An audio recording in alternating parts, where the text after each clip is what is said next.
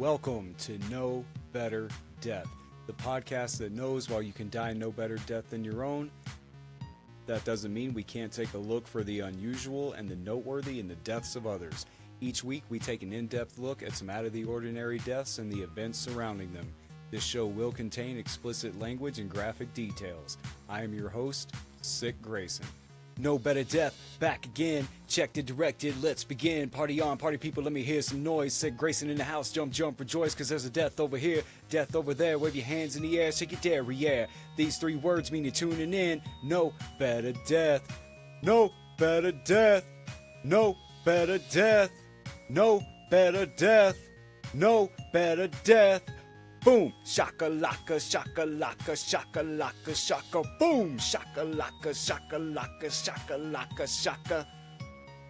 And that is off the upcoming No Better Death mixtape, No Better Deathalypse, hosted by and featuring Plies. Yeah, I can do this all day and lose every listener I have in the process. We got to cover a free bird coming up. If I recorded a podcast, now, would you listen to me? So many deaths for me to talk about. Now, and so many grave sites I've got to see. Monday, Tuesday, no better death. Wednesday, Thursday, no better death. Alright, I'm done for now. And I'm fine, by the way. Thanks for asking. Hit me up if you know what that first song was. I'm interested to see if anyone listening is my age and knows who that was. Okay, jokes aside, I want to apologize for being gone for so long. I just had some family issues going on, some mental issues to deal with, and I don't want to get into the details and bore you, but I'm sure if you're the kind of person attracted to this form of entertainment, then you've got your own shit that you're constantly dealing with, or maybe it's more like you have shit you should be dealing with and you just put it off and put it off and put it off, and then one day everything blows up in your face, and that's sort of the situation I've been caught in, but feeling in much better spirits now. Think I got everything smoothed over for the time being, but I do feel really bad about leaving you guys hanging. I know a lot of podcasters are worried about numbers, because to them numbers equal ad dollars or merch sales or whatever, but for me, this show is more about, I'm that weird guy at the party, sitting in the corner by himself waiting for somebody to drift along and accidentally talk to me so I can suck them into a conversation about horrible murders and shit, and people like me don't always have a place in the world, so having this podcast and actually have you guys tune in because you're interested in what I'm talking about, we share a kinship in enjoying this kind of subject matter. It really means a lot to me, especially when we have so many other options. You've got My Favorite Murder, Last Podcast on the left, Keep It Weird, That's Weird, just so many shows that are better than this one. The fact that you guys have tuned into every episode and said pretty much nothing but nice things the whole time really means a lot to me, and I feel like shit for bailing on you guys for so long. I mean, obviously my numbers did take a hit, but I'm not worried about that part. I'm more worried about the interaction with the audience and keeping you guys coming back again and again because, I've mentioned before, I don't have a lot of friends. You people listening out there and you interact with me on Twitter and Facebook and stuff, probably the closest thing to friends that I have other than, Ben and Bonnie, who I've mentioned before. But I don't know, the show means a lot to me. I enjoy doing it, and I do really care about my audience. So my apologies for bailing on you for so long, but I'm back. It's been a while since I scripted this episode, so I'm sure I'm going to be relearning some things that I totally forgot we're even going to talk about on this. Let me get into the script here. Oh, wow. So this goes back at least over a month or so, because it looks like I was telling you about going to see Hypocrisy and what was the other band? Flesh God Apocalypse. That's been a while ago. And then I had some rant about the Christchurch shooting, which isn't very topical at this point, but it basically was about 20 minutes of me ranting that the guys shouldn't go to court. Him and his homies should have no trial. They should be drug into the town square and let the victims, the families of the victims, just beat them within an inch of their life while being recorded and broadcast around the world. And then you just zoom in on their eyeballs while you slowly watch the life drain from them as they bleed out. So that was my take on the Christchurch shooting. Basically, lynch mob, vigilante justice. Let the victims and their families have their say in what gets done. You don't get to live on the taxpayers' dollar, free room and board, not worrying about bills or having to go to work and just sit in your room until you die. Fuck that. You know, you do this kind of thing where there's no question that you did it. You made a video feed of what you were doing. You have hundreds of witnesses that saw you do what you did. The court system should not come into play. The people that were victimized and left in permanent pain from those kind of actions should get the say in what happens to these assholes. And personally, I say stomp them out. Sort of death related, but more resurrection related science. I found an article that I thought was really cool.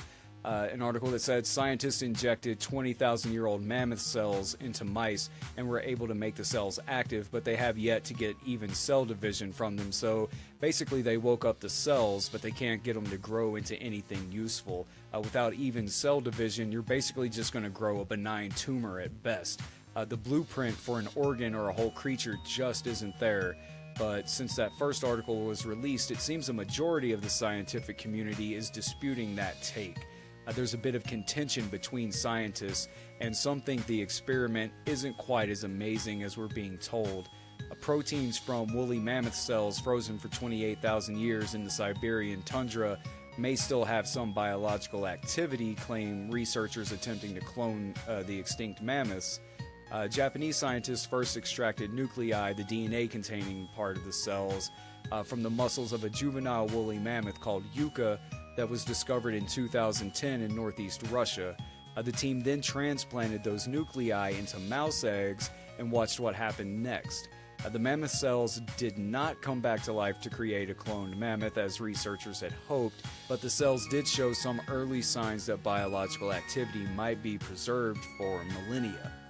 Science News talked to a geneticist and biologist, Lawrence Smith, to see if those claims really hold up. Smith of the University of Montreal Faculty of Veterinary Medicine, who was not involved in this study, is an expert in cloning. And he was asked what exactly did the Japanese researchers find. The study is part of an effort to clone a mammoth, Smith says. The scientists did similar work in 2015, but the new study presents evidence that the nuclei in the frozen animal cells still contain some important proteins, including some that spool DNA and others that form like a scaffold that helps the nucleus keep its shape. To determine if those proteins could still do their jobs, colleagues extracted 88 nuclei from muscle cells and transferred them into the mouse eggs. Within the mouse eggs, the mammoth nuclei began showing signs of preparing to make new cells, assembling structures called spindles that help divvy up DNA in dividing cells, compacting the DNA and forming blebs or bubble-like structures in the membrane surrounding the DNA. That's evidence that the nuclei were still capable of activity even after 28,000 years, but after those initial stirrings, the activity stopped. None of the mouse-mammoth hybrid cells divided to form new cells, probably because mammoth DNA was too damaged. Usually DNA is organized into chromosomes, each a long string of millions of chemical units or base pairs of genetic information, but in most of the frozen mammoth cells, the DNA had crumbled to bits, only about 150 base pairs long. So some of the muscle cells had somewhat longer stretches of DNA, about 300 base pairs long. So does this mean that the cells were revived? Smith says it's a bit of a far reach to say that they've woken up mammoth cells. What they saw was mostly the mouse egg trying to do something with that DNA. He says there's no clear evidence that the mammoth proteins were doing anything at all. Usually during cloning experiments, researchers remove the egg's chromosomes before putting in nucleus from a mature cell. In this case, the eggs still had their own DNA and nuclear proteins, and it's those mouse proteins that probably caused the activity that the researchers noted. In Smith's opinion, not much change between the before images of the mammoth stuffed mouse eggs and the after pictures once the eggs got a chemical jump start that simulates fertilization. So basically, these scientists were thinking they had done some hot shit, and this other guy's like, no, that's not what's going on. It was just the activity of the mouse eggs. So we'll have to see where that goes. Still an interesting idea and something to definitely try to keep tabs on and see where it goes. I mean, scientists have cloned an ibex, an extinct ibex, but it died within minutes due to like lung complications or something. So we do have the knowledge and the ability to do this. It's just working out the kinks, but I'm definitely down to go to Mammoth Park, Jurassic Park, whatever they can come up with once they fine-tune these cloning experiments. And it kind of leads me to another story that I didn't put in the script for this episode because it's happened since then. I think they talked about it on last podcast on the left, bringing back dead pig brains for a few minutes. If you haven't heard that story, look into it. I don't have all the details in front of me, but definitely something very cool / creepy. And every day we're figuring out a little bit more and more about how to keep these organic machines going or bring them back. And eventually, I mean, in the next few hundred years, it's going to be really interesting to see where this technology and these capabilities go. You know, we aren't going to have Pleistocene Park anytime soon, but it does seem like with the leaps that are being made with DNA, cloning stem cells, and integrating bionics into the organic machine, and that's just what I call a body. I always refer to it as an organic machine because it is programmed just like a computer or a machine. It's just organic instead of metal and silicone and all that kind of shit. But in 200 years or so, there might not be a show called No Better Death because no one will be dying. It'll be called No Better Life. And how boring would that be? You may as well look at pictures from your coworker's last vacation. I think this kind of thing is really cool, and at some point there will be breakthroughs that will change the course of mankind. We've already started by straight up cloning animals. Now we're cracking DNA codes, learning more about stem cells, trying to resurrect mammoths. Once we pull off something that changes the course of life, it will inevitably change the course of death. Maybe we end up in an altered carbon world where the person is downloaded to a Disney Infinity disc and jammed inside a new body anytime you die. Death. I talk about it a lot on this show. In fact, it's all we talk about on this show, but we've never actually gotten into how one is determined to be dead. Yes, there is the common sense method of, oh, this guy fell off a building and his brain is spilling out onto the sidewalk, he's dead. But that's not good enough to cover the bureaucratic I's and T's that have to be dotted and crossed to be legally declared dead. That involves confirmation by a medical professional such as a doctor, medical examiner, or coroner. So what are the criteria they have to check off to declare someone dead? We're going to find out. It's a familiar scene for any loyal Grey's Anatomy or ER viewer. A patient goes into cardiac arrest or stops breathing. The doctor rushes in and attempts defibrillation, only to fling the paddles aside, declare the patient's time of death, and stalk out of the room onto the next crisis. As dramatically satisfying as such a scene may be, confirming and declaring someone dead is a much more careful process. Naturally, it depends a lot on the person's condition or cause of death and how long it had been before a doctor found them. Joseph Sabato Jr., MD, of Emergency Medical Services and Director of the Critical Decision Unit at UMass Memorial Medical Center, said in a Refinery 29 article that downtime plays a major role in how doctors determine signs of death. A person who passes away in their sleep, for example, may already show signs of rigor mortis, where the body stiffens in the hours after death. Dr. Sabato adds that it's also common for lividity, where a person's blood collects in the lowest points of their body, say their back if they're laying down, to set in if someone's been dead for several hours. The process changes if the doctor is present when their patient starts to show signs of death. Then it's common practice to check for a pulse, pupil response, and heart sounds. Using these three indicators will help the doctor decide whether the patient has any chance of survival. Of course, if the doctor or nurses tried resuscitating or reviving the patient, it's also important to note how long they tried and for how long the patient was unresponsive. If a patient is in a coma, Their doctor will also check for signs of brain death, including irreversible brain and brainstem damage, an inability to breathe on their own, and again, a lack of pupil response. Dr. Sabato adds that an EEG, a test that measures electrical activity in the brain, will flatline when all functions in the heart and brain stop. Once a doctor completes a death confirmation form, which details the patient's identity plus the time, date, location, signs, and cause of death, it's their responsibility to certify it. Dr. Sabato says that they must report the death to the state or local medical examiner and then complete their portion of the state's designated death certificate. The deceased family will normally receive a copy of the certificate from their funeral director. The process of death recognition, confirmation, and certification is not as glamorous as a medical drama would have us believe. But without those steps, the family of the deceased patient would lack vital information and closure about their loved one's passing. The paperwork, like death itself, is simply a part of life. And that article from Refinery29 was kind of short, so I checked the Wikipedia page for legal death and found the following information. Most legal determinations of death in the developed world are made by medical professionals who pronounce death when specific criteria are met. Two categories of legal death are death determined by irreversible cessation of the heartbeat and breathing, or cardiopulmonary death, and death determined by irreversible cessation of functions of the brain, or brain death. In the United States, each state has laws for determining these two categories of death that are modeled after the Uniform Determination of Death Act. Cardiopulmonary criteria for death are met when a physician determines that efforts to restart a stopped heart during cardiac arrest are futile, or that no attempt should be made to restart a stopped heart, such as when there is a do not resuscitate order. Which, I am that's me. I don't want to be resuscitated. Seriously, getting up and going to work every day, selling my life just to pay bills and buy shit I don't need has never been that fun for me, so if I get a chance to check out, just let me go.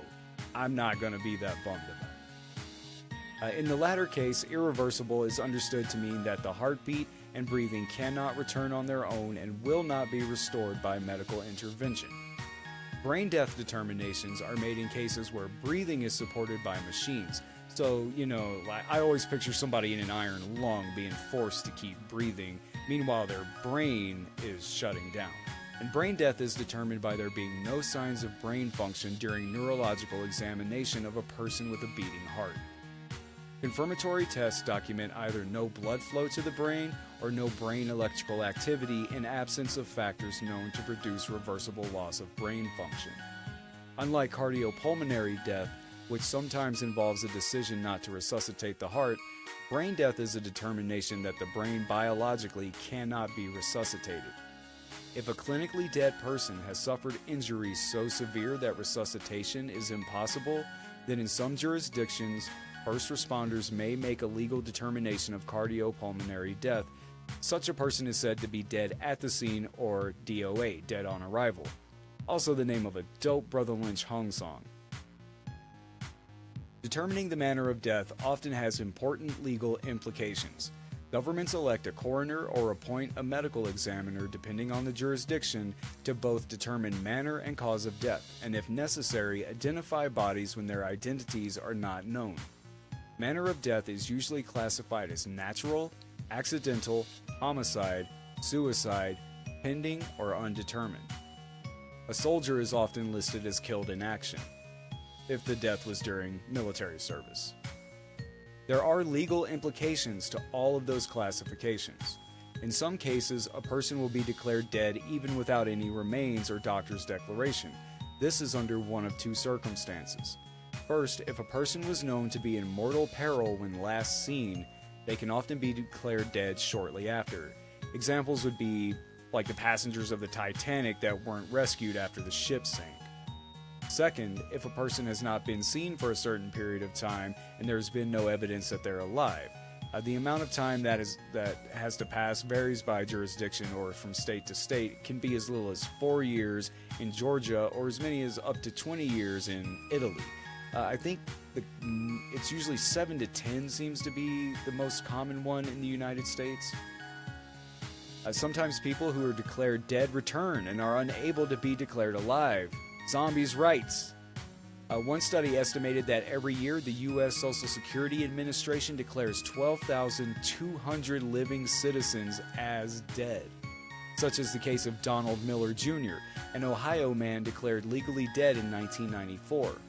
He resurfaced in 2013 and sued to be declared alive, but the court declined and ruled he was still legally dead.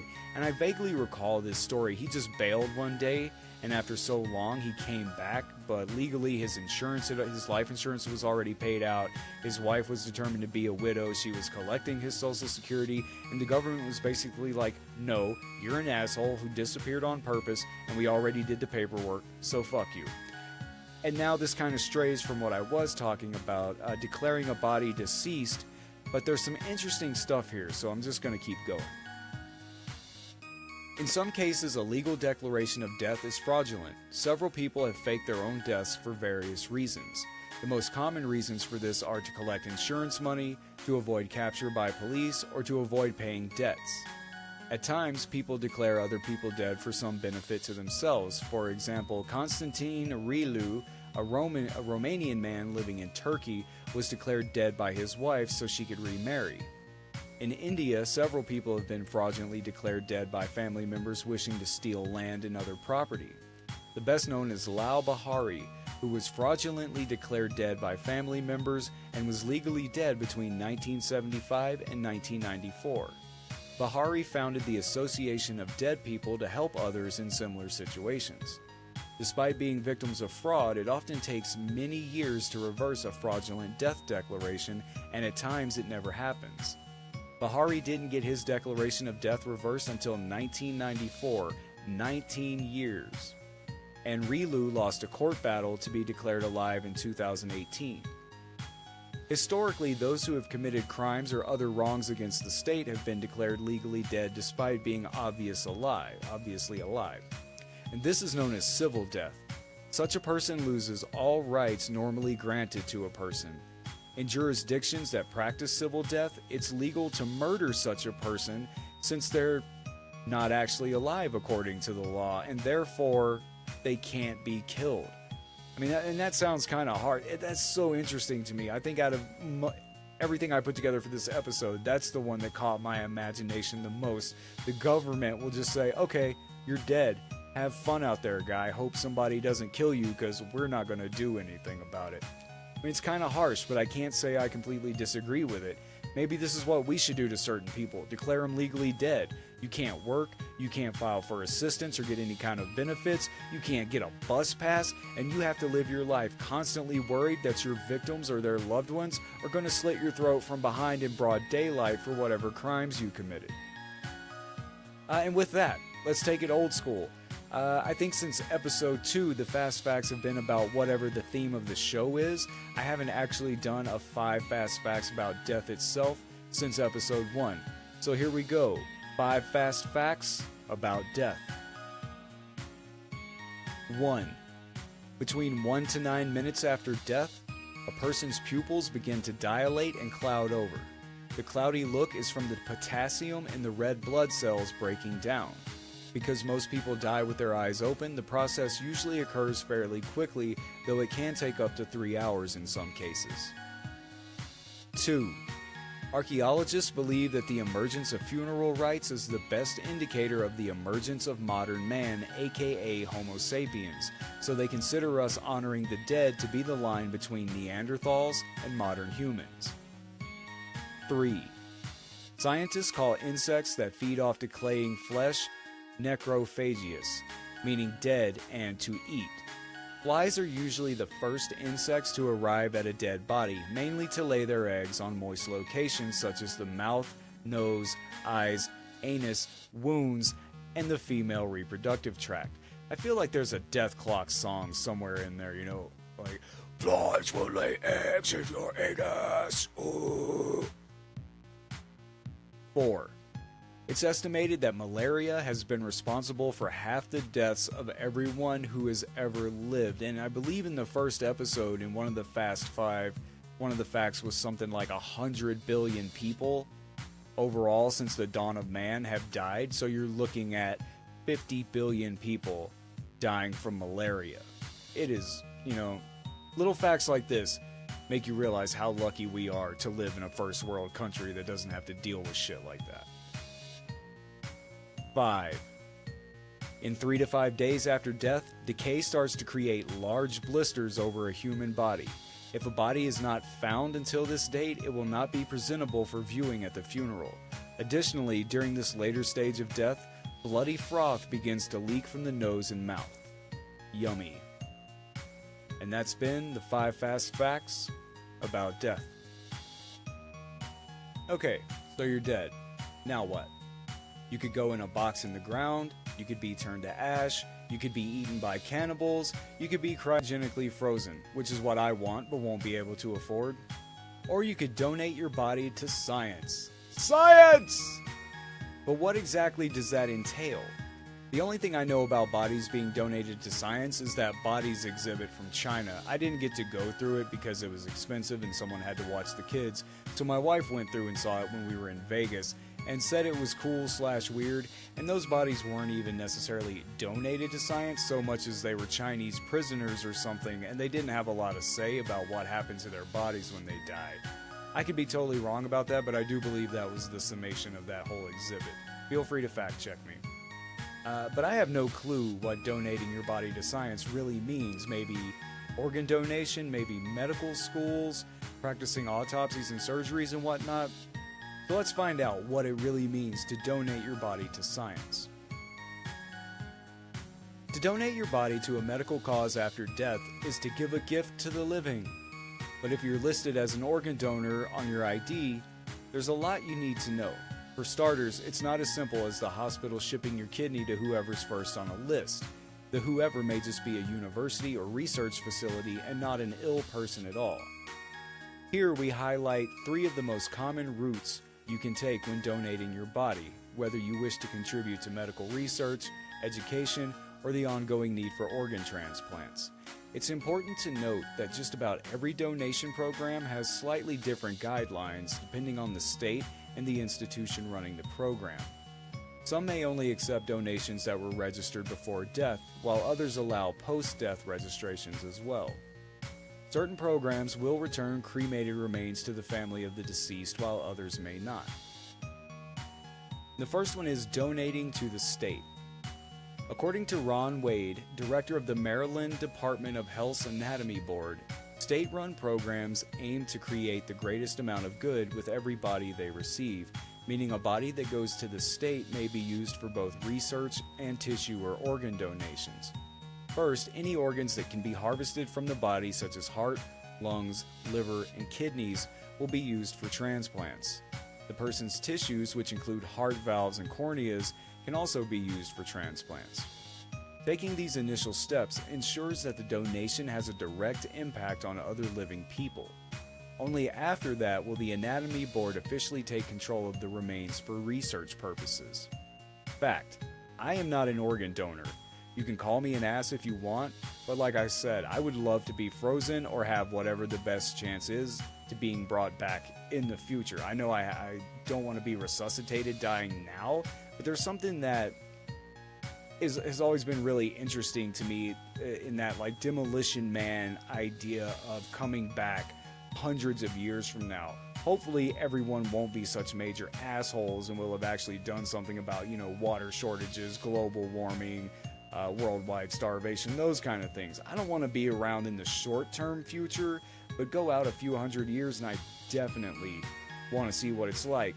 And like the old Chris Rock joke goes, I don't want to come back with no eyes and have to go kill a little kid to get my eyeballs back. You're not getting my organs. Sorry. Given the quantity of research conducted through the Department of Health, the state can accept a wider variety and larger amount of donations than smaller, more selective programs. Wade estimates that there are 80,000 living pre-registered donors on the books in Maryland, and that the state receives roughly 1,400 bodies every year. While other programs specifically require whole, intact bodies, the state will rarely refuse a donation, even following organ harvests or if someone's health dramatically changes after they register, as long as it can be used for some type of study. For example, having hepatitis will not bar someone from donating. We would not disqualify the donation, he says. There may, in fact, be research studies into hepatitis, and we want to be able to collect tissue for that research. I remember years and years ago I read a book, no clue what the name was, but it was something about like 3 teenagers ended up in a different world or parallel dimension of cannibals, and they got out of being eaten alive by telling the cannibals they had hepatitis C, which would make them contagious to anyone eating them, so the cannibals were like, fuck, I guess we can't eat you, you're free to go. Hepatitis A and B wasn't good enough. Apparently those aren't transmitted through eating the meat of the infected, so if you're ever confronted with cannibals, tell them you have Hep C. Anyway, the second way a body can be donated to science, donating to a medical school. Chris Dolph, Stanford University's Willed Body Donation Coordinator, that's a hell of a job title. Imagine throwing that around at a party. I'm a Willed Body Donation Coordinator. Oh really, what's that about? Tells us that Stanford's medical school uses the 120 to 140 cadavers it receives every year for one of 2 purposes. Providing that they're free of infectious disease, and that's to train surgeons or teach undergraduates. For the former, the body will be used fresh within days of arriving at the university. Dolph explains it's much easier and more realistic to practice surgery on a fresh cadaver as opposed to an embalmed one.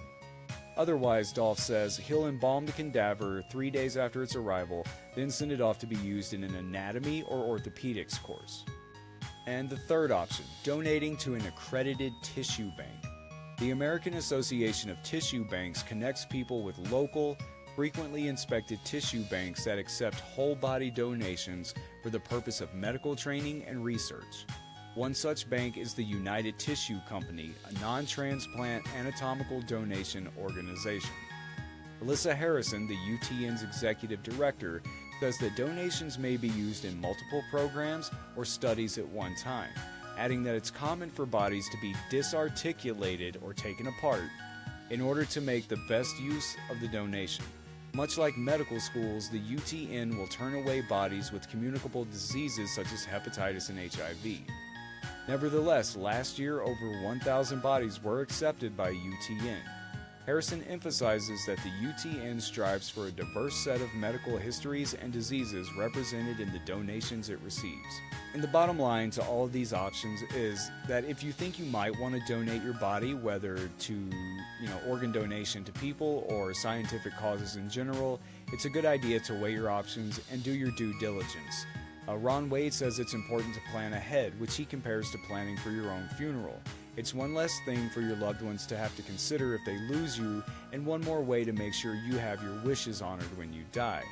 And cautions that there's no federal oversight into donation programs, though, which makes that research all the more crucial.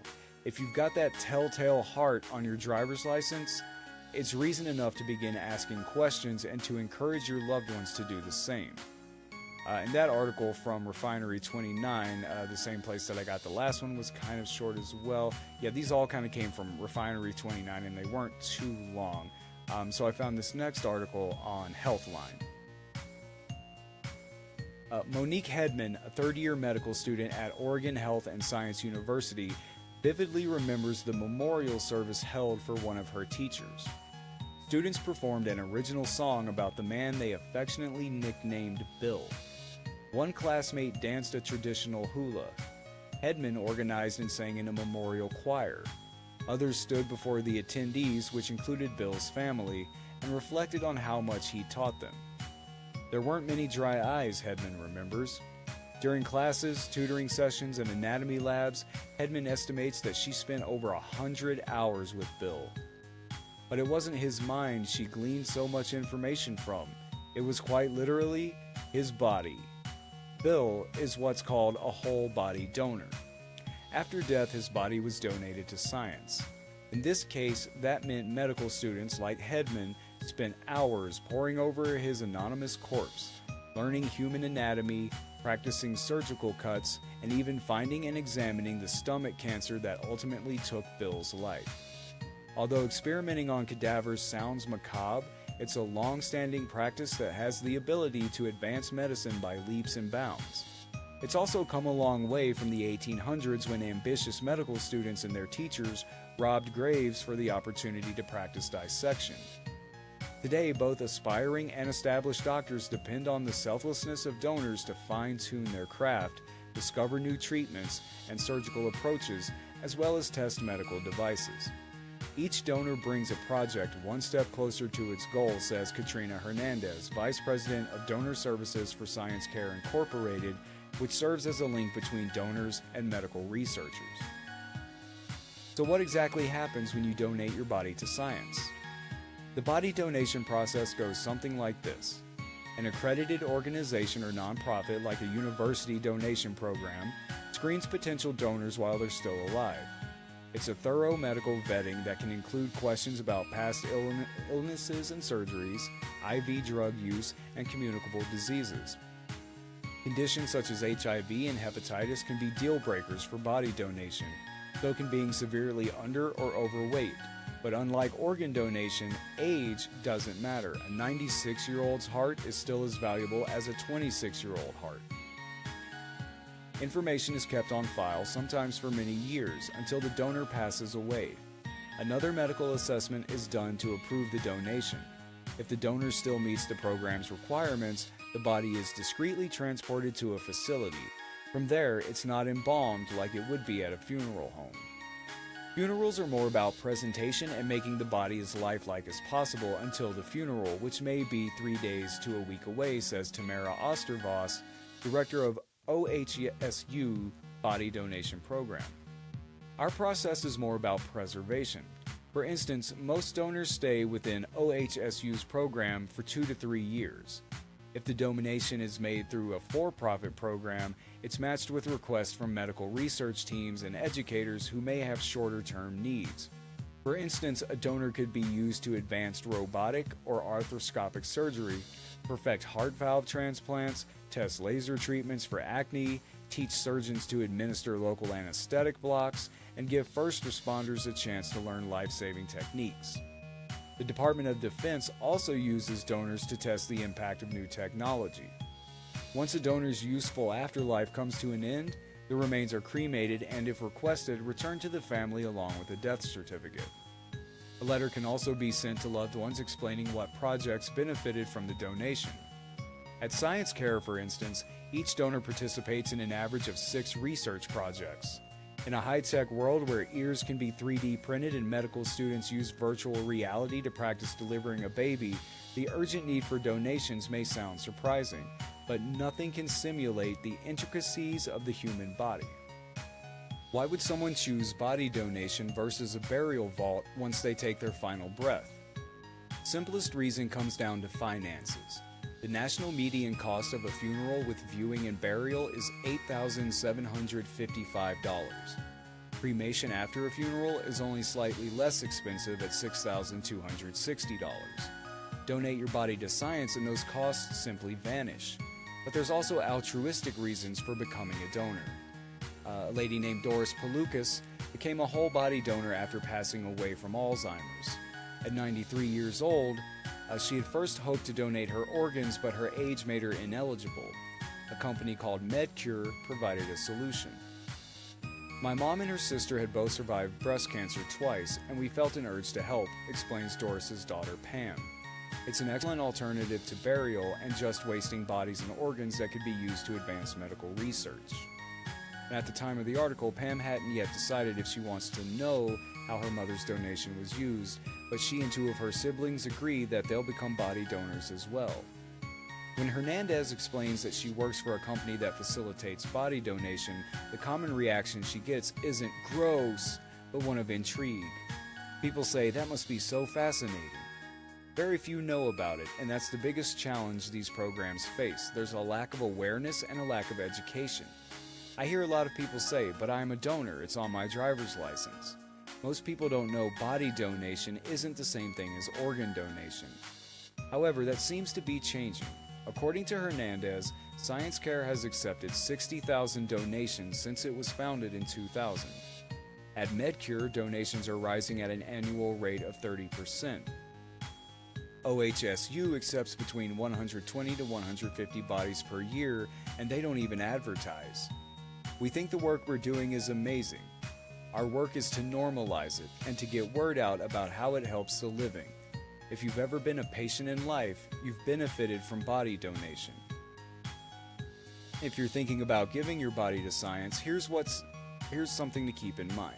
You can start right now. The best time to think about body donation is early and often, says Alyssa Harrison, chair of the American Association of Tissue Banks, AATB. Someone can pledge to be a donor at any point during their life through most organizations. Find a legit way to donate.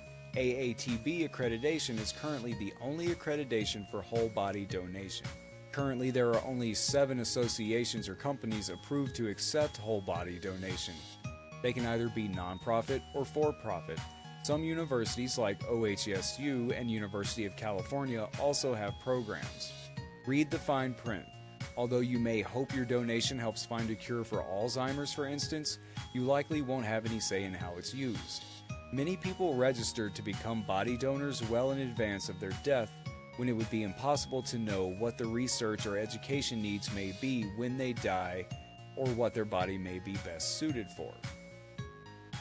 That said, some programs do allow donors to opt out of certain types of research. Trust your gut. It's vitally important that a donor understand and agree with the mission of the program where they choose to donate. Look for a transparent practice, a donation agreement you understand, and knowledgeable, accessible staff who are willing to answer your questions. If you feel you're not getting enough information or don't agree with the terms of consent, seek another program. And that's fine and all, except for the part where it seems like most Americans aren't eligible to donate their body to science.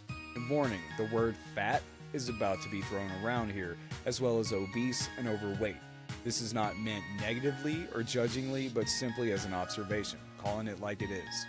As this article I found on Vice explains, a lot of us are just too fat to donate. I don't fall in that category. I'm 5'9", 125, 130, but I have probably put way too many chemicals into my body for it to be of very much use. A guy named Scott McPherson's mom had been dead for less than 24 hours when the phone rang with more bad news. Dolores McPherson's body was on its way to the University of New England's whole body donation program, but it had been turned back because of her body mass index. Here I am just hours after my mom passes, and I'm going against her wishes because the school shut the door on her, Scott recalls. The medical school no longer wanted her, despite a contract signed 12 years before her death. They told Scott his 84-year-old mom had been disqualified for becoming obese. And in my head, this call was made by a frat boy intern who just called dude up and was like, "Yeah, no fat chicks, bro. No fatties."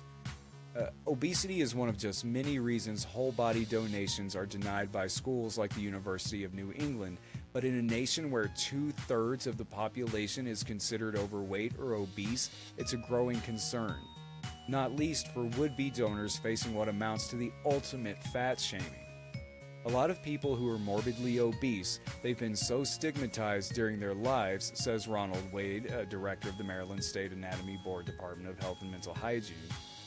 Then the last thing they're told is no one even wants your body. Look, if we'd stop being so strict about shit, there's plenty of uses for any and every corpse. Let me think. Soap factory, dog food, shark food, haunted house decorations, crash test dummies, makeup tester instead of putting lipstick on bunnies, art projects, extras in horror movies, Ed Gein's Etsy shop. The list goes on and on, folks. I was gonna say sex dolls, but I think that's crossing a line even for me. The creepiness line, not necessarily the inappropriateness line. Tons of uses for bodies, right? But I guess we're speaking strictly for science and medical researcher. Commonly referred to as donating your body to science, whole body donations are used for both medical education and research at universities across the country. Medical students are required to take an anatomy course early on in their studies, dissecting cadavers to learn the ins and outs of the body, while those with surgical ambitions often end up working on cadavers later in their studies to practice surgical techniques. Medical researchers use dead bodies too, studying the effects of various diseases on organs to advance medicine. Paying for a deceased person's remains is illegal in America, which leaves those who need the bodies reliant on the goodwill of donors who want to help science after they're gone.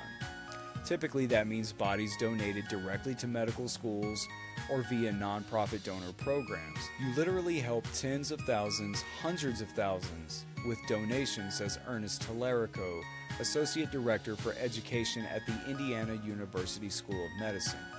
It's not only those who learn from you, it's also the research and those who learn from the research. They should allow some kind of monetary incentive, right?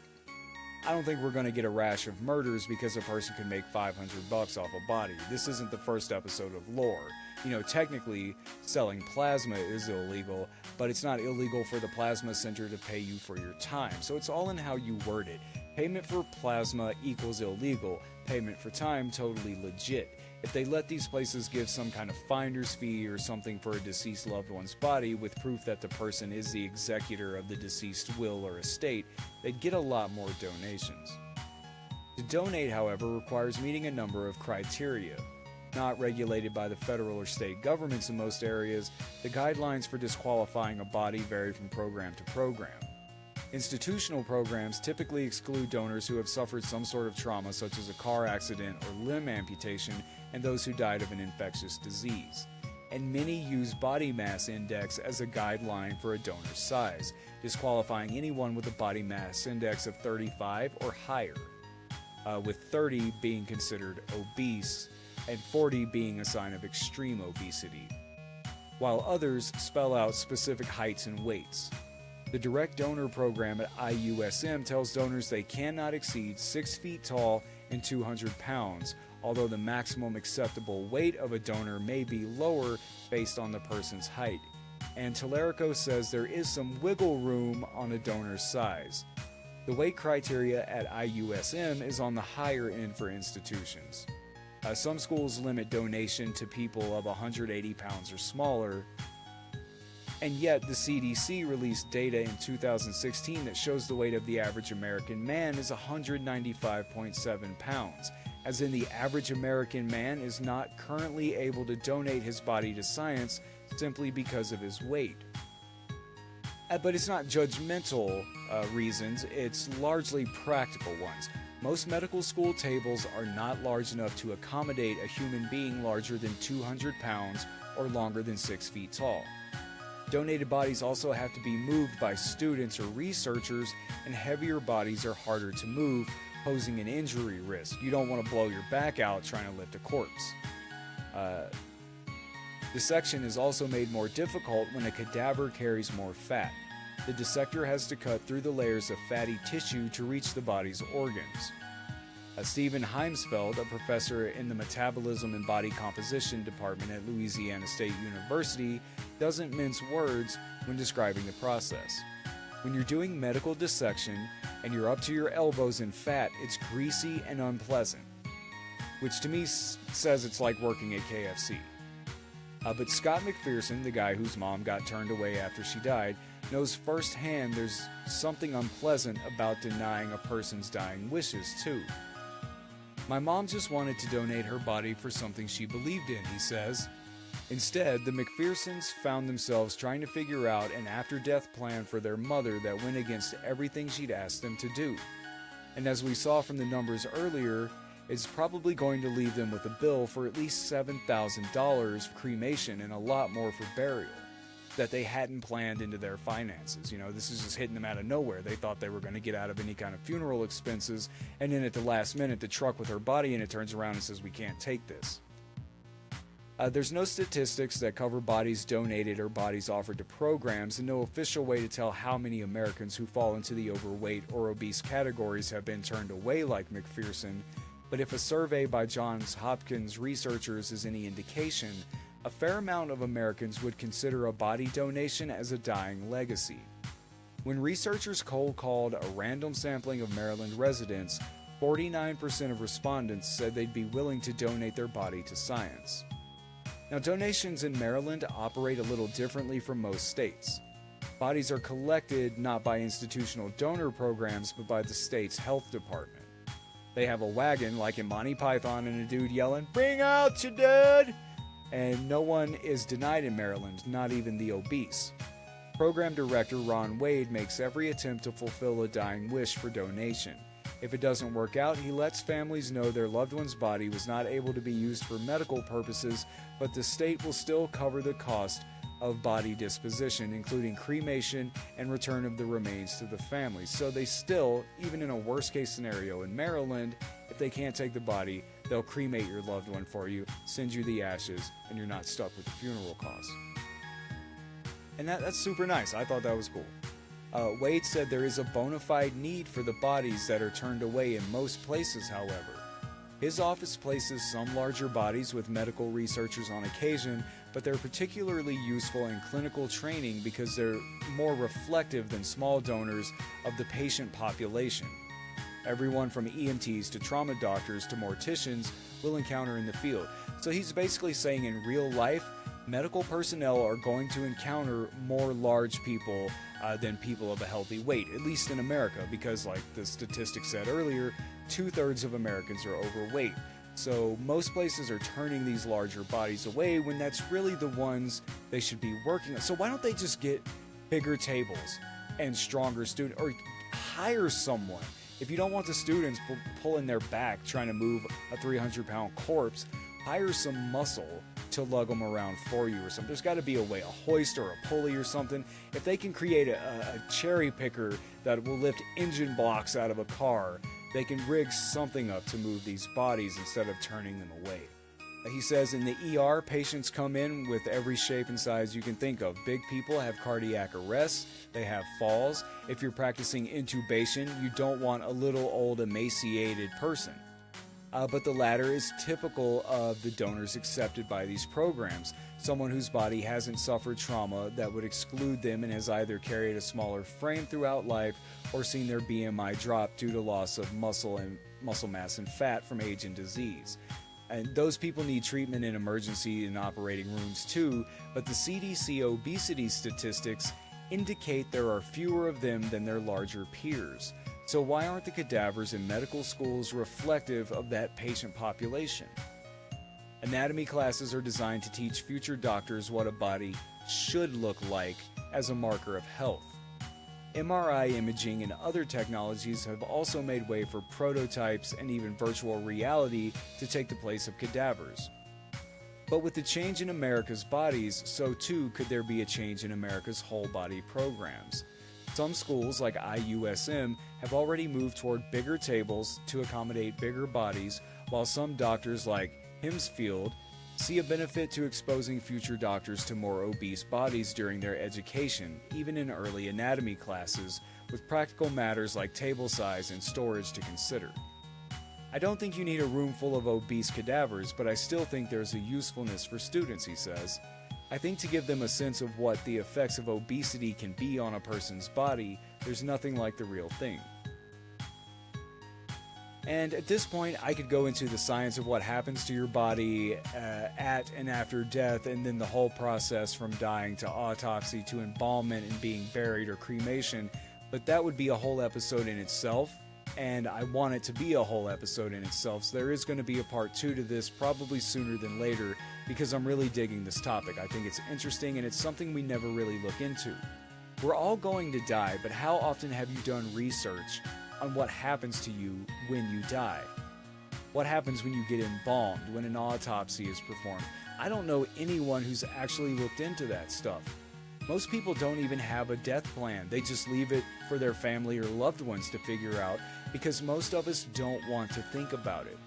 Most people are scared to think about it, but it's a huge deal. It is the biggest event of your life, second perhaps to your birth and the birth of your children.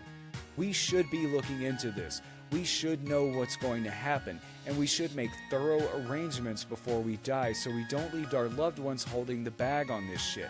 It's not fair to them. They're already dealing with the loss and a major change in their lives, and now they have to guess what you wanted done with your body? So we're going to get into all the other aspects of the science of death in a future episode. One more sciencey death thing on the way out here. Some scientists have studied near-death experiences to try to gain insights into how death overcomes the brain. What they found is remarkable. A surge of electricity enters the brain moments before brain death. One 2013 study from the University of Michigan, which examined electrical signals inside the heads of rats, found they entered a hyper-alert state just before death. Scientists are beginning to think that near-death experiences are caused by reduced blood flow coupled with abnormal electrical behavior inside the brain, so the stereotypical tunnel of white light might derive from a surge in neural activity. Dr. Sam Parnia is the Director of Critical Care and Resuscitation Research at NYU Langone School of Medicine in New York City. He and colleagues are investigating exactly how the brain dies. In previous work, he's conducted animal studies looking at the moments before and after death. He's also investigated near-death experiences. Many times, those who have had such experiences talk about floating around the room and being aware of the medical team working on their body. They'll describe watching doctors and nurses working, and they'll describe having awareness of full conversations, of visual things that were going on that would otherwise not be known to them. Medical staff confirm this, he said.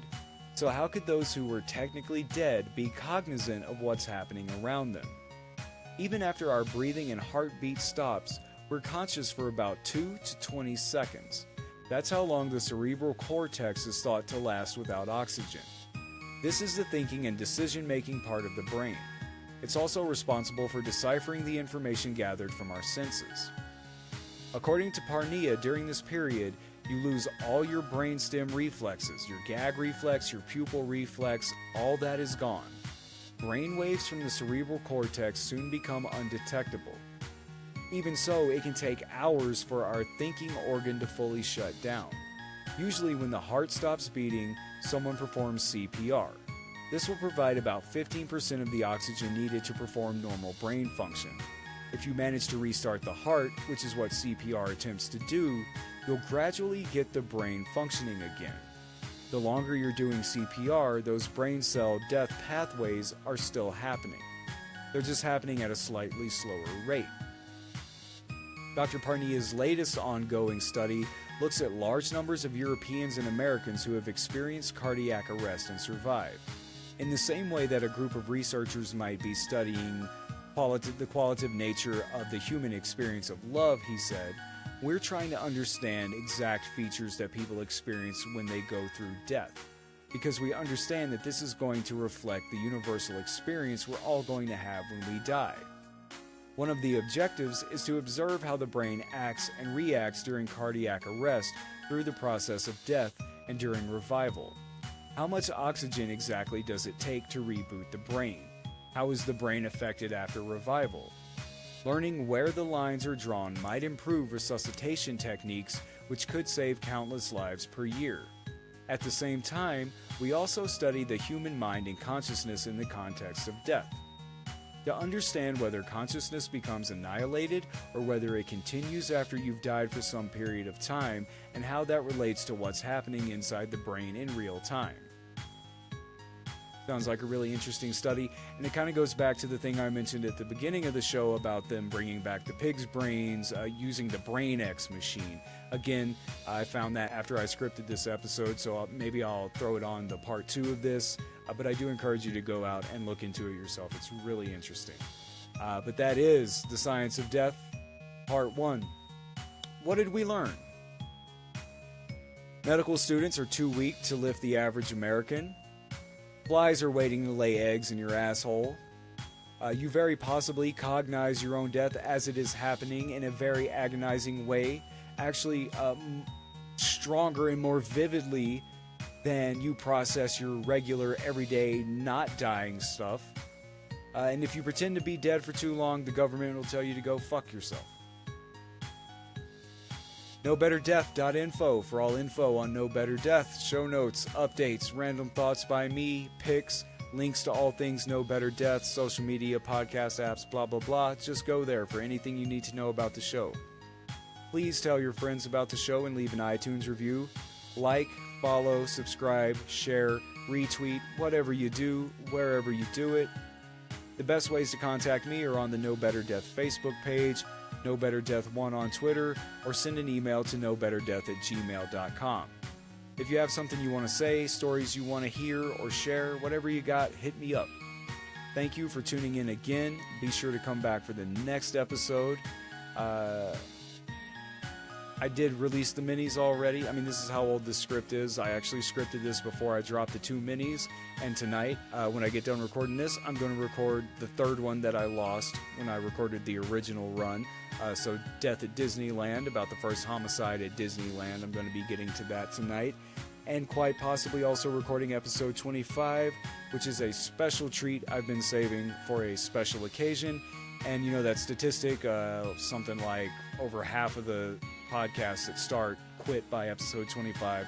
So I want to do something special for you on the 25th episode. Again, I apologize for my delay or my absence. Sorry, it's late and I'm kind of tired. I'm thinking about some video content, and since I'm always doing this dark tourism, I'm thinking maybe I start recording my travels. There's something coming up in June where my wife and I will be going through Wichita and Kansas City. Wichita being home of BTK, I'm going to try to stop and see those sites there. My wife's already stopped and seen them when she went, because her mom lives near Wichita.